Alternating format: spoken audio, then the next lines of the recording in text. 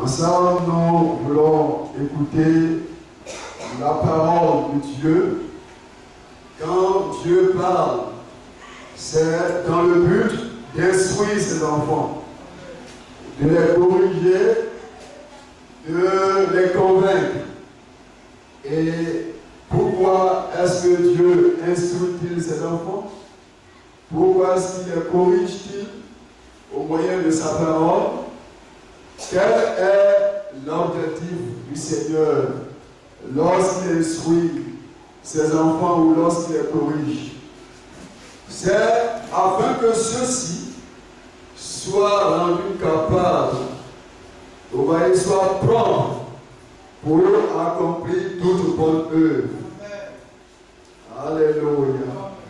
C'est l'objectif pour ne pas dire c'est la raison, vous voyez, pour laquelle le Seigneur instruit son peuple. Et c'est cet objectif que le Seigneur désire atteindre. Et il désire atteindre plus particulièrement ce soir. Alléluia. Et c'est pourquoi le croyant qui vit dans le péché, il manque à cet objectif du Seigneur. Nous pouvons dire de ce croyant qui, tout en écoutant la parole du Seigneur, continue à suivre ses propres voies, qu'il vit en dehors du plan de Dieu. Or, nous ne devons pas vivre, nous ne devons jamais vivre en dehors du plan de Dieu. Nous devons nous laisser insérer dans le plan de salut de notre Dieu. Alléluia. Et ainsi le Seigneur, qui a prédestiné toute bonne œuvre pour nous, nous donnera, vous voyez, de les accomplir. Alléluia. Et nous croyons que ce soir, le Seigneur réalisera cet objectif qu'il a fixé dans nos cœurs. Car la parole de Dieu ne retourne pas à lui sans avoir accompli son effet. Et notre prière ce soir est que la parole de Dieu qui sera annoncée accomplisse en nous l'effet pour lequel elle a été envoyée. Alléluia. Et nous allons parler ce soir d'un sujet. Je vous invite à prendre la Sainte Écriture avec moi. Commençons par lire dans 1 Jean. 1 Jean, le chapitre 5. 1 Jean, le chapitre 5, le verset 9 à 10. Je ferai la lecture. 1 Jean, chapitre 5, le verset 9 à 10. Si nous recevons le témoignage des hommes, le témoignage de Dieu est plus grand, car le témoignage de Dieu consiste en ce qu'il a rendu témoignage à son Fils. Celui qui croit au Fils de Dieu a ce témoignage en lui-même. Celui qui ne croit pas Dieu le fait menteur, puisqu'il ne croit pas au témoignage que Dieu a rendu à son Fils. Le sujet de notre prédication ce soir est le témoignage de Dieu. Le témoignage de Dieu.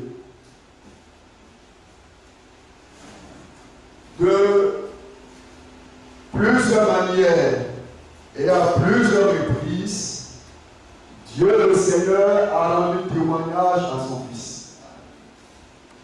Et dans le psaume 93, le verset 5, il est écrit ceci: tes témoignages, ô Éternel, sont véritables.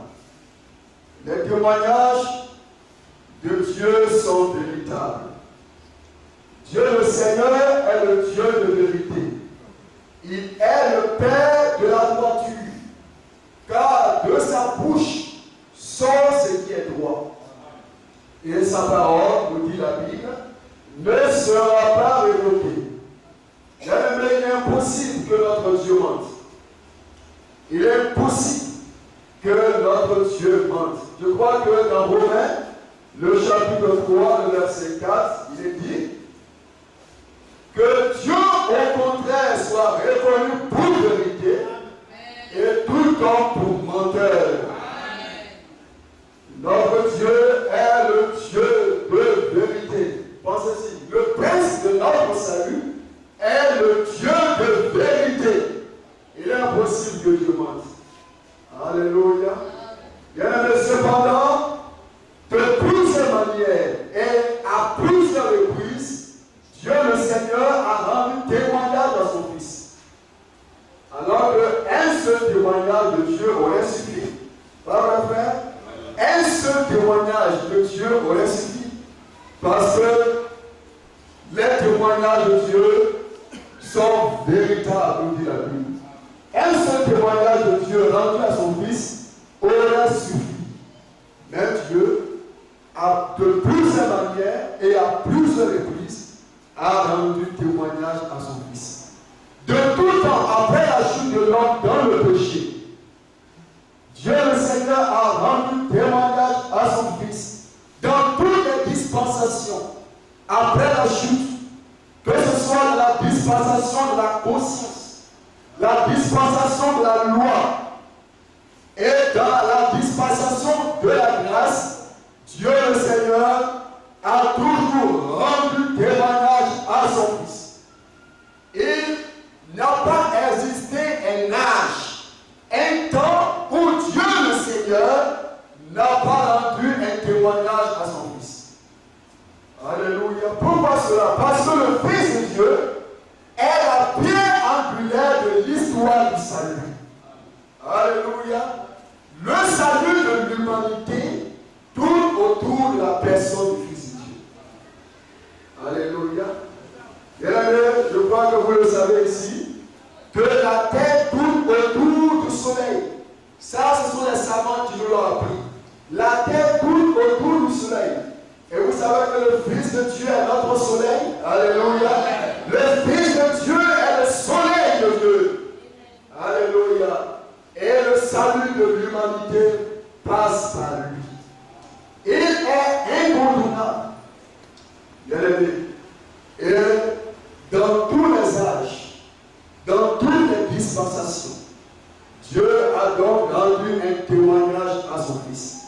Selon Genèse, le chapitre 3, le verset 15, directement après la chute de l'homme dans le péché, Dieu le Seigneur s'adressa au serpent et lui dit: je mettrai inimitié, c'est-à-dire séparation, entre toi et la femme, entre ta postérité et la postérité de la femme.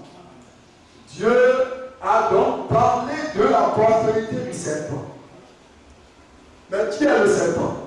Sur Apocalypse 12, le serpent c'est le diable. Le diable est appelé le dragon Satan ou encore le serpent ancien. Dieu a parlé de la postérité du serpent. Alléluia. Satan le diable s'est incarné dans le serpent, lequel était l'animal le plus rusé, et le mot rusé veut dire intelligent. Le serpent était le serpent originel, était l'animal le plus rusé, le plus intelligent. Et Satan s'incarna dans le serpent ancien, le serpent originel, et il séduisit Ève. Alléluia. Elle fut séduite. Elle commit un adultère avec le serpent ancien. Elle devint enceinte et elle a enfanté un fils. Et ce fils c'est Caïn. Alléluia. Caïn était le fils du malin.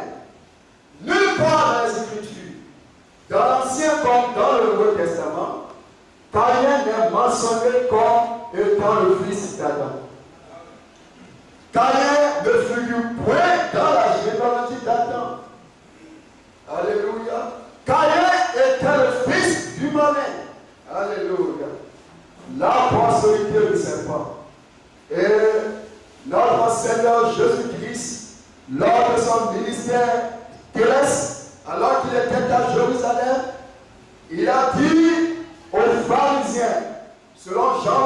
8, le verset 43. Pourquoi ne comprenez-vous pas mon langage? Parce que vous ne pouvez pas écouter ma parole. Vous avez pour père le diable et vous cherchez à accomplir les désirs de votre père. Alléluia. Bien-aimé, c'est ce que a dit notre Seigneur Jésus-Christ à ses pharisiens. Et dans Matthieu chapitre 23, notre Seigneur Jésus-Christ a dit à ces mêmes pharisiens, race de vipères, serpents, vous bâtissez les tombeaux des prophètes. Alléluia. Bien-aimé, oui, ces pharisiens à qui notre Seigneur Jésus-Christ parlait étaient de la postérité du serpent.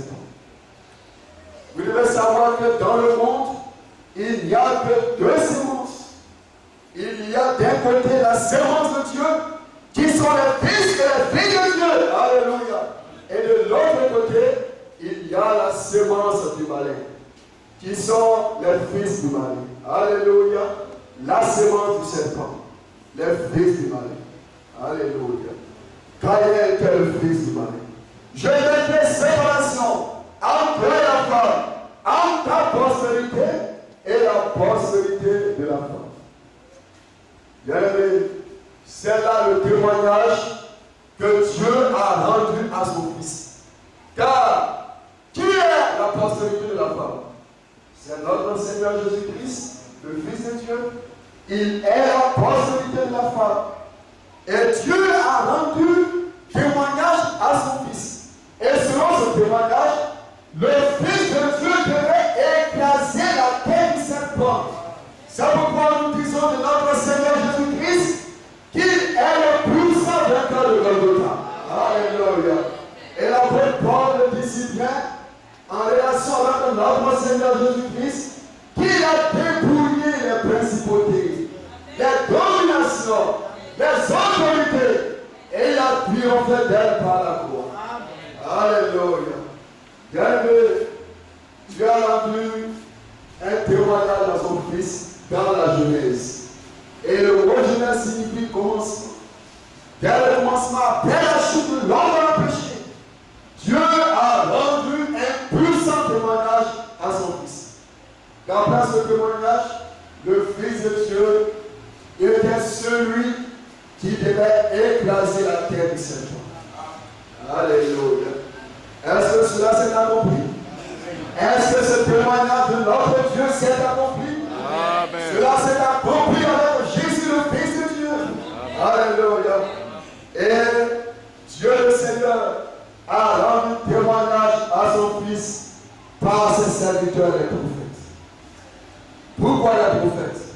La Bible nous dit dans Amos au chapitre 3, le verset 7, que Dieu le Seigneur ne fait rien sans avoir révélé d'abord son secret à ses serviteurs les prophètes. Avant qu'un événement important ne s'accomplisse sur la terre, que ce soit dans l'histoire de l'humanité ou encore dans l'histoire du salut. Parce que l'histoire du salut se déroule à l'intérieur de l'histoire de l'humanité. Alléluia. Avant qu'un événement important n'arrive, le Seigneur prend le soin de le révéler à ses serviteurs. La destruction de Sodome et de Gomorrhe fut révélée à Abraham. Et savez-vous qu'Abraham était un prophète? Dieu, le Seigneur, dit au sujet d'Abraham, cacherai à Abraham ce que je vais faire. Alléluia. Bien-aimé, la destruction de Sodome et de Gomorrhe fut révélée à Abraham, le prophète de Dieu. Le déluge, le Seigneur révéla le déluge à son serviteur et prophète Noé. Bien-aimé, c'est ainsi. Notre Dieu ne fait rien sans avoir d'abord révélé son secret à ses serviteurs et prophètes. La parole de Dieu fut adressée à ses serviteurs les prophètes. Alléluia. Le prophète, quand Dieu parlait, écoutait la parole. Et ensuite, par ordre de Dieu, il annonçait au peuple. Bien-aimé, c'est vrai. Alors Dieu a rendu témoignage à son Fils par ses serviteurs les prophètes. Oh, bien-aimé. On pourrait lire Ésaïe, le chapitre 7, le verset 14. Oh, qu'est-ce que Ésaïe, le prophète, a dit? Dieu le Seigneur, l'éternel Dieu, par Ésaïe, le prophète, a rendu un témoignage à son fils. Et ainsi, Ésaïe a-t-il dit, voici le Seigneur, lui vous donnera un signe, la vieille enfantera un fils. Bien-aimé, oui, Dieu le Seigneur, par Ésaïe le prophète, a rendu un témoignage à son fils. Et selon ce témoignage, d'après ce témoignage, le Fils de Dieu devait naître d'une vierge. Est-ce que cela s'est accompli? Oh, le Paul lit dans Matthieu, le chapitre 2, et voit l'accomplissement de cette écriture. Alléluia. Bien-aimé, oui, le Fils de Dieu est né d'une vierge. Et dans Michée, chapitre 5, le verset 1, Dieu, par Michée le prophète, a rendu un témoignage à son fils. Et qu'est-ce que Michée le prophète a dit? Il a dit, Bethléem, petite parmi les milliers de Judée, de toi sortira pour moi un chef dont l'origine remonte au temps d'autrefois, au jour de l'éternité. Alléluia. Bien-aimé, l'origine de ce fils, qui il est? Il n'a ni commencement, il est éternel. Il est Dieu. Alléluia. Dont l'origine remonte au jour de l'éternité. L'éternité n'a ni commencement. Alléluia, ni fin. Bien-aimé, c'est cela. D'après ce témoignage de notre Dieu par Michée, le prophète, le Fils de Dieu devait naître, non pas au ciel, mais ici sur la terre à Bethléem. Est-ce que ce témoignage s'est accompli? Alléluia. Le Fils de Dieu est né à Bethléem. Et cela, tous les principaux sacrificateurs et tous les scribes du peuple le savaient. Ils le savaient. Cependant, lorsque cette prophétie s'est réalisée, ils ne l'ont point reconnu. Alléluia. Ils savaient le lieu où devait naître le Christ. Oui, ces principaux sacrificateurs, au jour de notre Seigneur Jésus, et tous les scribes du peuple, ils savaient le lieu où devait naître le Christ. Ils savaient que selon la prophétie de Michée, le Fils de Dieu devait naître à Bethléem. Cela, ils le savaient. Cependant, lorsque la prophétie s'est réalisée, ils ne le reconnurent pas. Alléluia. À cause de la tradition, il fut aveuglé. Et ainsi, il ne put reconnaître l'accomplissement de cette prophétie. Bien-aimé, c'est ainsi. Dieu par les prophètes, l'éternel Dieu par les prophètes, a rendu un témoignage à son fils. Et dans Ésaïe, le chapitre 35, le Seigneur par Ésaïe le prophète a dit, dites à ceux qui tremblent, alléluia, à ceux dont le cœur tremble, voici votre Dieu viendra lui-même et vous sauvera. Et Dieu le Seigneur, par Ésaïe le prophète, a donné 5 indicateurs en disant, alors s'ouvriront les yeux des aveugles, les sourds entendront, les aveugles verront, et la boiteuse sauteront comme des cerfs. Alléluia. Et dans Matthieu le chapitre 11, quand Jean-Baptiste, le précurseur de notre Seigneur Jésus-Christ, envoya ses disciples pour lui demander s'il était celui qui devait venir ou si l'on devait attendre un autre, le Seigneur répondit aux disciples de Jean, allez rapporter à celui-ci que les aveugles voient. Alléluia. Les sourds entendent, les morts sont ressuscités, les malades sont guéris et la bonne nouvelle est annoncée aux pauvres. Bien-aimé, ce témoignage de notre Dieu s'est-il accompli parfaitement? Cela s'est accompli avec Jésus-Christ, notre Seigneur. Oui, Dieu lui-même est venu. Frère, c'est vrai, Dieu lui-même est venu. Dans la personne de Jésus-Christ. Par une personne, seconde personne de la Trinité.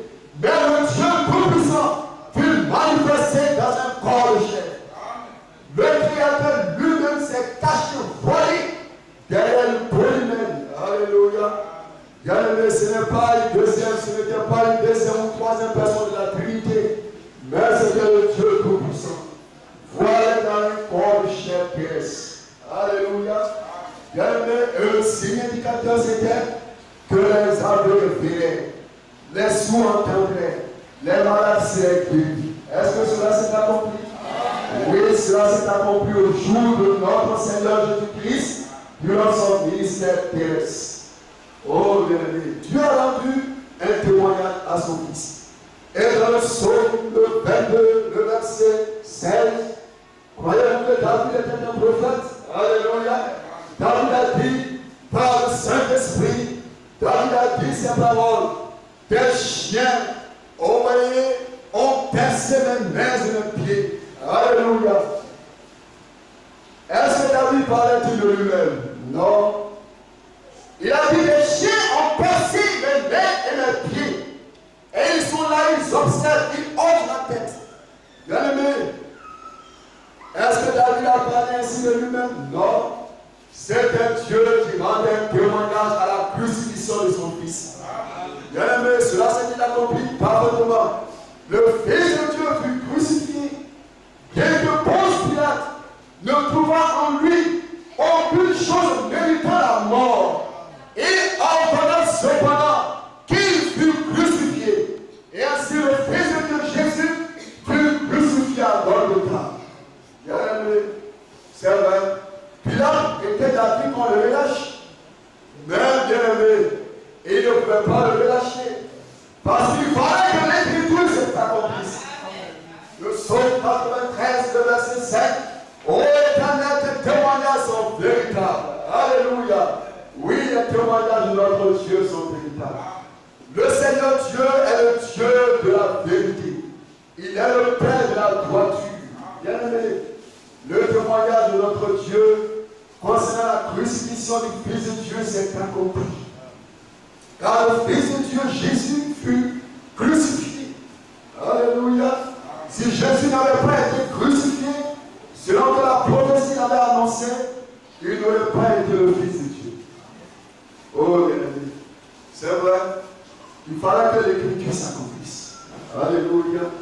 Et dans ce même psaume, David a dit, j'annoncerai les choses saintes, car tu n'abandonneras pas mon âme dans le sein de tes morts, et tu ne permettras point à ce que ton loin voie la corruption. Oh, David a vu la corruption. Les prophètes sont morts et ont vu la corruption. Alors le cri a eu paradis. C'était Dieu en David qui rendait un témoignage de la résurrection de son Fils. Tu ne permettras point à ce que ton loin voie la corruption.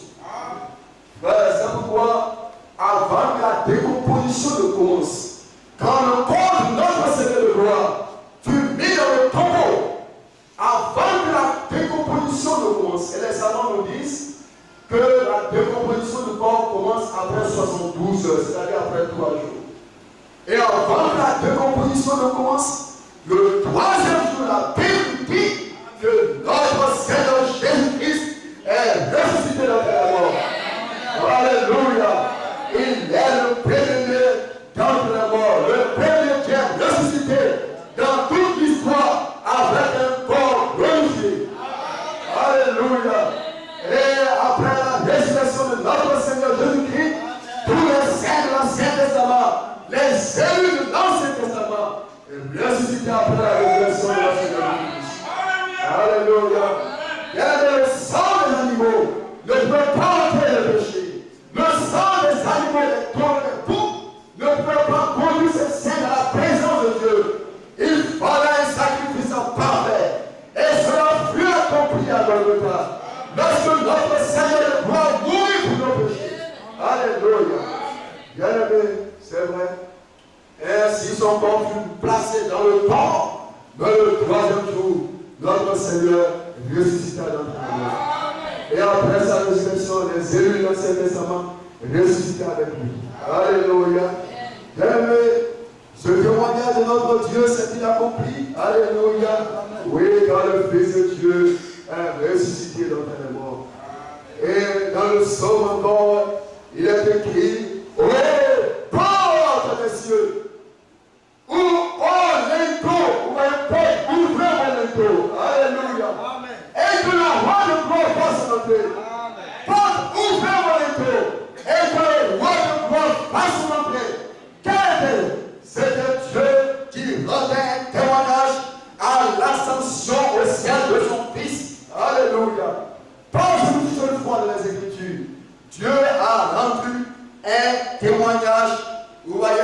l'ascension au ciel de Marie. Non. Paul ouvre le rideau et que le roi de gloire fasse son entrée. Dieu rendait témoignage à l'ascension corporelle au ciel de son Fils. Ce témoignage s'est accompli, ça vraiment.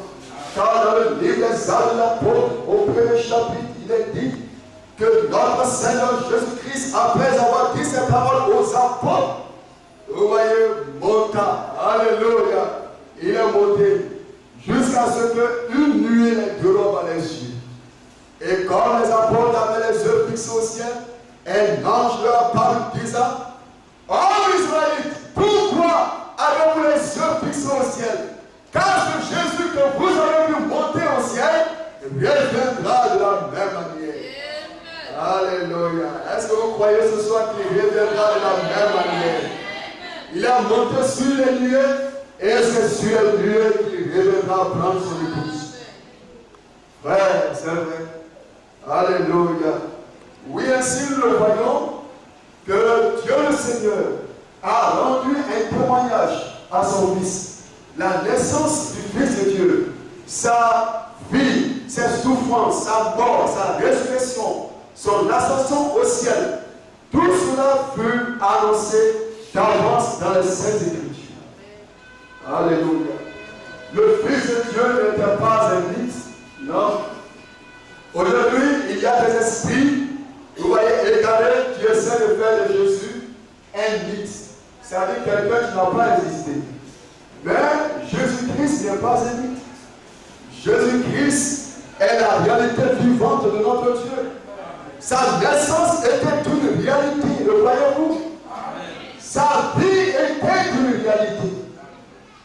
Sa mort était une réalité, frère. Sa résurrection était une réalité. Son ascension au ciel était une réalité. Et son retour sera une réalité. Alléluia. Notre Seigneur Jésus est bel et bien le Fils de Dieu. Dieu a rendu de lui le témoignage par ses serviteurs les prophètes. Alléluia. Les témoignages de notre Dieu sont véritables. Et ces témoignages se sont accomplis. Oh, il est impossible que notre Dieu mente. Frère, c'est juste. Et Dieu a rendu témoignage à son Fils par les Écritures. Frère, nous avons vu que Dieu a rendu témoignage à son Fils dans le livre de la Genèse, directement après la chute. Alléluia. Et par l'intermédiaire de ses serviteurs, les prophètes, Dieu le Seigneur a rendu un témoignage à son Fils. Et encore par les Écritures, Dieu a rendu un témoignage à son Fils. Jésus a dit aux pharisiens, vous sondez les Écritures, parce que vous espérez avoir en elles la vie éternelle. Frère, pensez-vous que ces pharisiens désiraient avoir la vie éternelle? Alléluia. Yeah. Quand un homme s'élève pour défendre le catholicisme, il ne le fait pas parce qu'il veut être mauvais, mais parce qu'il désire avoir la vie éternelle. Quand vous voyez un homme s'élever pour défendre le pentecôtisme, quoique cette église soit une dénomination, il ne le fait pas parce qu'il veut être mauvais, non, mais parce qu'il désire la vie éternelle. Et ces pharisiens désiraient la vie éternelle. Alléluia. Mais cependant, à cause de leur tradition, ils furent aveuglis. Alléluia. Ils n'ont pas reconnu le jour de leur visitation. Les Juifs ont raté à cause de leur tradition. Ils furent aveuglés. Et de ce fait, les Juifs ont raté le jour de leur visitation. Ils ont raté le plus grand jour. Frère, et quel est ce grand jour? Le jour de grâce et de salut. Dans toute l'histoire du salut, le jour de grâce est le plus grand jour. Frère, et les Juifs ont raté le jour de leur visitation. Frère, Jésus a dit à ses pharisiens, vous sondez les Écritures, parce que vous désirez avoir la vie vie éternelle. Et ce sont elles qui rendent témoignage de moi. Dieu le Seigneur par les Écritures. Comme il avait fait par les prophètes, par les Écritures, Dieu le Seigneur a rendu un témoignage à son Fils. Qu'est-ce que cela veut dire? Dieu le Seigneur a élevé des types. Isaac était des types de Christ, notre Seigneur. Il était le fils unique de son Père. Alléluia, frère. Isaac était un type de Christ. Il était un fils promis, né non pas selon la volonté de la chair, mais né selon l'esprit. Isaac est né selon l'esprit. Il était un fils promis. Et il était le fils unique de son Père. Et comme vous le savez, frère, Isaac fut offert. Bien aimé, Isaac fut offert, frère. Et peu de temps après, il fut retrouvé. Alléluia. Bien aimé, c'est ce que nous dit la Bible. Après avoir été offert, peu de temps après, Isaac, le même Isaac, fut retrouvé. Il était un type parfait de Christ. Alléluia.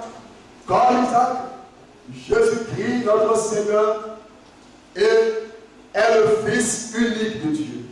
Croyez-vous cela? Jésus est le Fils unique de Dieu. Son seul Fils engendré. Alléluia. Bien-aimé. Et Jésus, le Fils unique de Dieu, comme Isaac, fut offert en sacrifice pour nos péchés. Et comme Isaac a pu retrouver, ainsi notre Seigneur Jésus-Christ, le troisième jour après sa mort, fut ressuscité. Alléluia.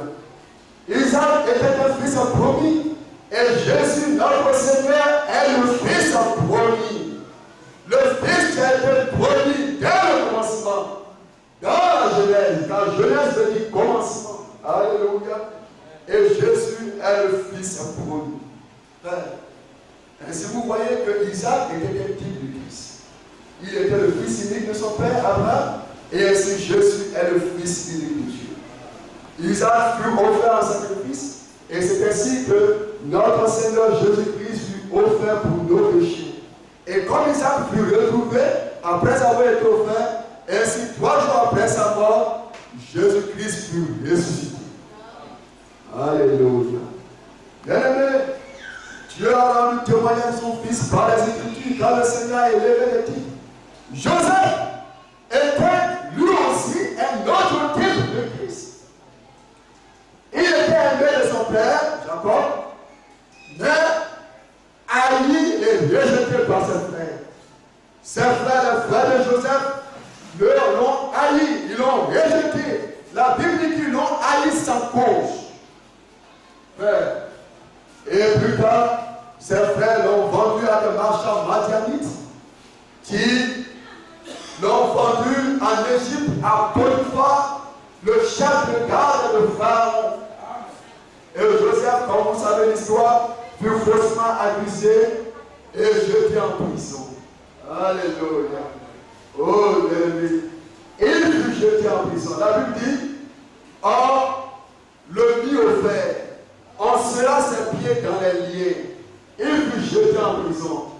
Jusqu'à ce que le temps où la parole qu'il avait annoncée à ses frères s'accomplisse. Qu'est-ce que Joseph avait annoncé à ses frères? Il avait annoncé à ses frères que ceux-ci se prosterneraient devant lui. Alléluia. Et lorsque le temps est arrivé, la Bible dit que le roi de l'Égypte, Pharaon, alléluia, le dominateur de l'Égypte, ôta ses liens. Et ôta les liens de Joseph. Il le fit sortir de la prison et il établit Seigneur sur sa maison. Alléluia. Est-ce que cela n'est pas merveilleux? Oui, Joseph, vous voyez, était en prison jusqu'à ce que le temps où la parole du Seigneur qui avait été annoncée, vous voyez, arrive, s'accomplisse. Et lorsque le temps est arrivé, Dieu le Seigneur a éveillé tout simplement l'esprit de Pharaon, qui a ôté les liens de Joseph et l'a établi comme Seigneur sur sa maison. Et nous voyons que Pharaon a appelé Joseph et lui a donné pour femme Anas. la fille de Potiphera, prête d'homme. Alléluia. Ainsi, en Égypte, Joseph eut comme épouse, vous voyez, une fille égyptienne. Alléluia. Bien-aimé. Plus tard, Dieu le Seigneur envoya la famille dans le pays de Canaan. Alors la Bible dit que Jacob se rendit en Égypte. Les frères de Jacob se rendit en Égypte à cause de la famille. Et pour la première fois, les frères de Joseph ne le reconnurent pas. Mais pour la deuxième fois, la Bible dit que Joseph se fit connaître à ses frères. Il a dit c'est moi Joseph. Alléluia. Bien-aimé, c'est ainsi. Joseph était un type parfait de Christ. Quand Joseph, Jésus-Christ, notre Seigneur, était aimé de son Père le Seigneur. Alléluia. Oh, pensez à ce témoignage. Voici mon fils, celui-ci est mon fils, en qui j'ai mis toute mon affection. Jésus était aimé de Dieu son Père. Mais il fut rejeté par ses frères les Juifs. La Bible nous dit que la parole s'est faite chair, elle a habité parmi les siens, et les siens, c'est-à-dire les Juifs, ne l'ont pas reconnu. Les frères sont la chair de Jésus-Christ, les Juifs ne l'ont pas reconnu. Alors, qu'est-ce que Jésus, notre Seigneur, a fait? Il s'est tourné vers les nations. Et comme Joseph, il a pris parmi les nations une épouse du porte son nom. Alléluia. Est-ce que notre Seigneur Jésus l'a-t-il pas fait? Et il s'est tourné vers les nations. Après avoir été rejeté par ses frères, les Juifs, notre Seigneur s'est tourné vers les nations et il a pris parmi les nations une épouse du porte son nom. Ouais, c'est vrai. Et cette épouse, c'est la troupe des vainqueurs, dont les noms sont inscrits dans les cieux. Alléluia. Bien-aimé, c'est cela, frère. Oh, Joseph était un type de Christ. Vous voyez, pour la première fois, les frères de Joseph ne l'ont pas reconnu. Et ainsi, notre Seigneur Jésus, lors de sa première venue, ne fut pas reconnu par ses frères. Ouais. C'est vrai. Mais la Bible dit que pour la deuxième fois, Joseph s'est fait connaître à ses frères. Alléluia. Ainsi, lorsque notre Seigneur reviendra des noces, il se fera connaître à ses frères les Juifs. Et le prophète Zacharie nous dit ces paroles, qu'ils tourneront les regards vers celui qu'ils auront transpercé. Et ils pleureront sur lui comme on pleure sur un fils béni.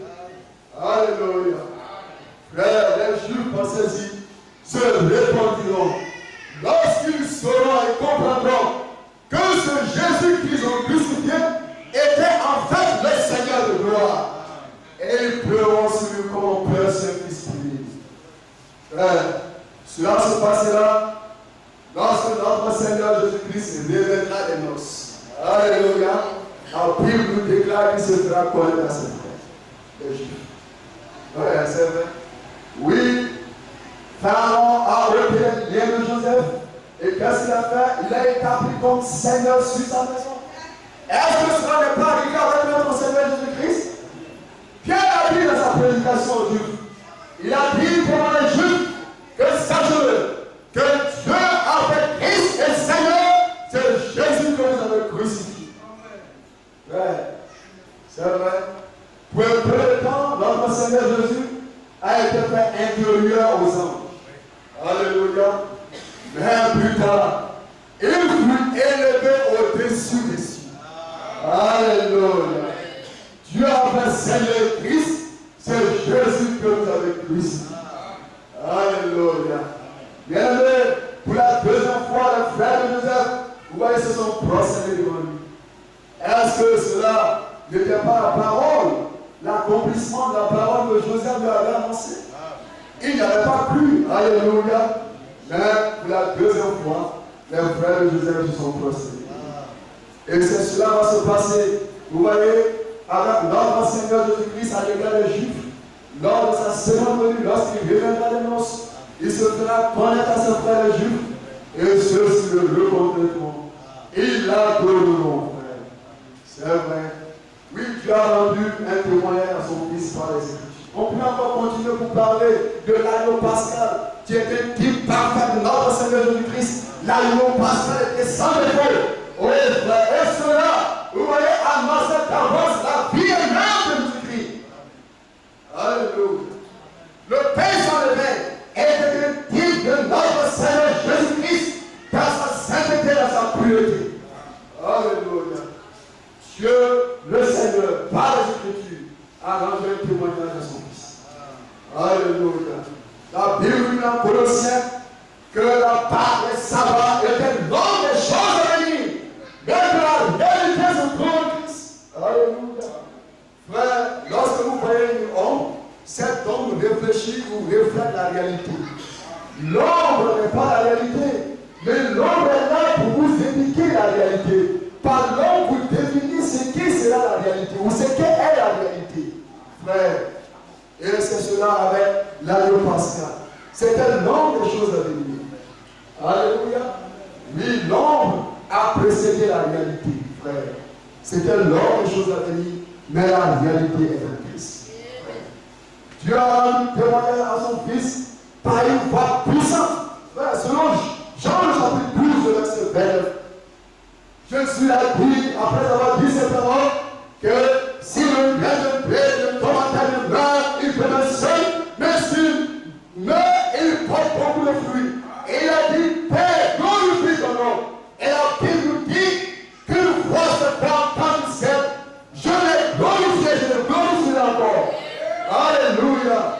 Et la foule qui était là dit, oh, c'est un coup de tonnerre. Et les hommes ont dit, non, un ange lui a parlé. Mais qui était-ce? C'était Dieu qui l'avait témoigné à son Fils. La voix se fait entendre du roi du ciel. Alléluia. Et une voix puissante. Alléluia.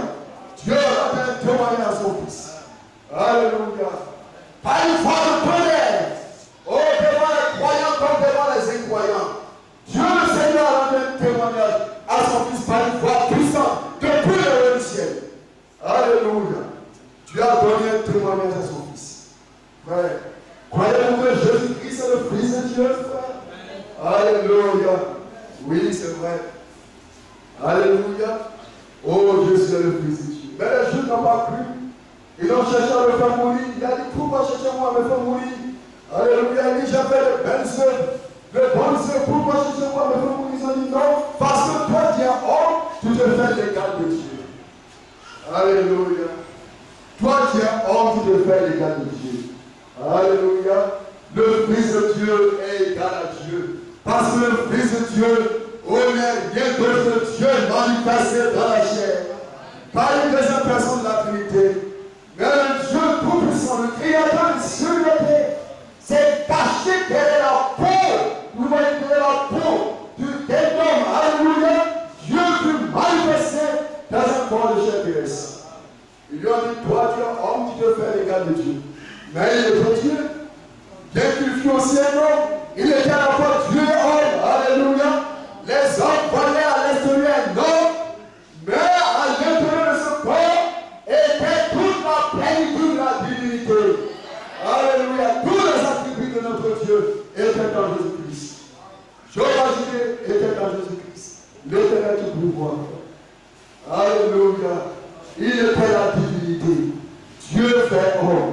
Frère, les Juifs ne l'ont pas reconnu, mais c'était le Dieu tout-puissant. Manifesté, voilé des écoles de chair. Alléluia. Dieu a rendu témoignage à son Fils par les œuvres. Nous allons terminer.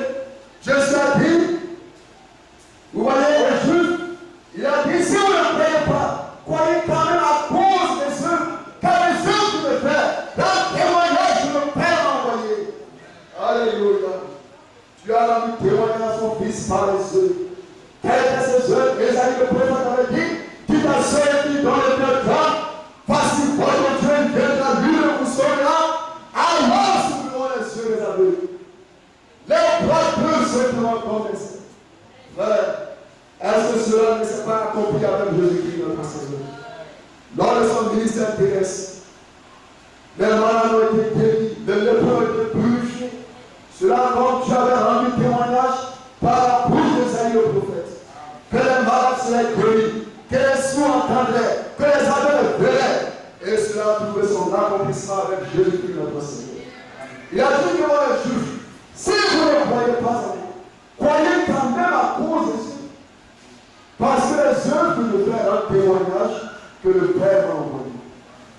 le Fils de Dieu. Tu devais venir dans le monde. Alléluia. Bien-aimé, c'est vrai. Et ici, dans ce chapitre de Jean, le chapitre 5, il a dit, celui qui croit au Fils a ce témoignage en lui-même. Est-ce que nous croyons que ce soit au Fils de Dieu? Est-ce que nous avons la révélation du Fils de Dieu? Mais qui est le Fils de Dieu? Il n'y a autre que Dieu manifesté dans la chair. C'est la révélation du Fils de Dieu. Et il est dit dans Éphésiens 4:11 que Dieu le Seigneur a placé les ministères dans le corps pour l'édification et le perfectionnement des saints, afin que jusqu'à ce que nous parvenons à l'unité de la foi, à la connaissance, c'est-à-dire à la révélation du Fils de Dieu. Le Fils de Dieu, ce n'est pas la deuxième personne de la Trinité, mais c'est le Dieu tout-puissant dans un corps de chair. Alléluia. Bien-aimé, c'est cela, frère. Celui qui croit le Fils de Dieu a le témoignage de Dieu dans son cœur. Frère, c'est vrai. Oui, celui qui croit au Fils de Dieu, celui qui croit que Jésus est le Fils de Dieu, il certifie, il atteste pour sa part que Dieu le Seigneur est le Dieu de vérité, que Dieu le Seigneur est digne de foi, que la parole de Dieu, le témoignage de Dieu est digne de foi. C'est pourquoi celui qui croit au Fils de Dieu ne peut pas ajouter aux Écritures. Parce qu'il croit que la parole de Dieu est digne de foi. Il atteste pour sa part que Dieu le Seigneur a raison. Il y a des hommes qui croient que Dieu n'a pas raison, hein? Que ce soit eux qui ont raison. Mais notre Dieu a toujours raison. Alléluia. Et la Bible dit que celui qui croit au Fils de Dieu a ce témoignage en lui-même. Mais celui qui ne le croit pas fait Dieu menteur. Frère, celui qui ne croit pas au Fils de Dieu fait Dieu menteur. C'est-à-dire que pour Dieu le Seigneur a toujours menti. Que Dieu a menti lorsque dans Joël 3:15, il a dit aux serpents, je mettrai séparation entre toi et la femme, entre ta postérité et sa postérité, celle-ci t'écraserait la tête et tu lui presseras le talon. Oui, pour Dieu a toujours menti. Que Dieu a menti quand, du haut du ciel, il a dit au Seigneur de Jésus, voici celui-ci est mon fils, en qui j'ai mis toute mon affection. Frère, pour celui-là qui ne croit pas au Fils de Dieu, il fait Dieu menteur. C'est-à-dire pour lui, Dieu le Seigneur a toujours menti. Que Dieu a menti quand il a rendu témoignage à son Fils par les Écritures, par les prophètes. Ça, c'est un blasphème contre Dieu. L'incrédulité qui est de ne pas croire est en fait un blasphème contre Dieu.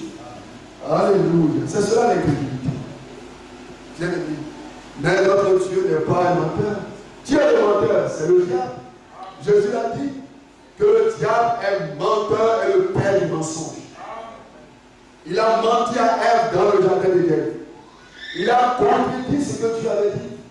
C'est pourquoi lorsque vous voyez des hommes contredire la parole, dire ce qui est contraire aux Écritures, sachant que ces hommes-là sont sous l'influence directe de Satan. Parce que Satan ne fait que contredire, c'est-à-dire dire le contraire de ce que Dieu le Seigneur a dit. Il avait dit à Ève que vous ne mourrez pas. Alléluia. Satan dit toujours le contraire de ce que Dieu a dit. Dieu a dit, par la bouche de la bonne pierre, répentez-vous, soyez baptisés au nom du Seigneur Jésus-Christ. Mais au consul d'initier ces hommes, ces hommes de ont dit non, que l'aspersion, c'est ça la seule forme de baptême. Et ainsi, qu'est-ce qu'ils font? Ils versent de l'eau sur la tête au nom du Père, du Fils et du Saint-Esprit. Frère, quand vous voyez une église faire cela, ou des hommes faire cela, se lever, dire des choses contraires aux Écritures, sachez qu'ils sont sous l'influence directe de Satan. Parce que Satan est menteur et le père du mensonge. Alléluia. Satan tord les Écritures. Il donne une impuissance aux Écritures. Il interprète mal les Écritures. Satan nie la parole de Dieu. C'est-à-dire que Satan ne reconnaît pas, vous voyez, il ne reconnaît pas l'évidence des Écritures. Et c'est cela, quand vous voyez des hommes, vous voyez, qui ne reconnaissent pas que Dieu, dans notre temps, a donné un témoignage dans notre génération, parce que le même Dieu a parlé depuis le ciel. Alléluia, le 11 juin 1933, au fond, au Lyon, alors que le frère Branham baptisait dans le fond, au Lyon, alors qu'il était arrivé sur la 17e personne, il a fait cette coup de prière, Seigneur, alors que je le baptise, toi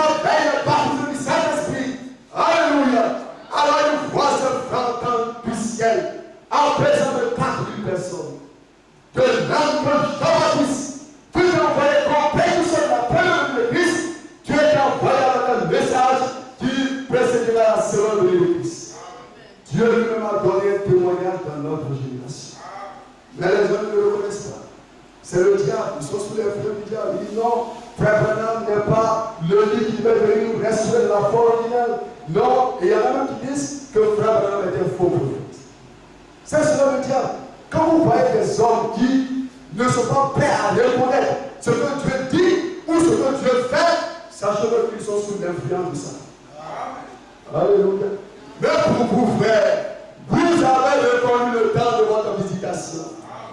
Vous avez reconnu le message de Dieu pour ce jour. Alléluia. Est-ce que nous croyons que Jésus est le Fils? Est-ce que nous avons ce témoignage dans notre cœur? Alléluia. Celui qui a ce témoignage dans son cœur, alors pour celui-là, la parole de Dieu est digne de foi. Il ne peut ajouter sa foi à autre chose. Alléluia. Que le nom de notre Seigneur Jésus soit béni.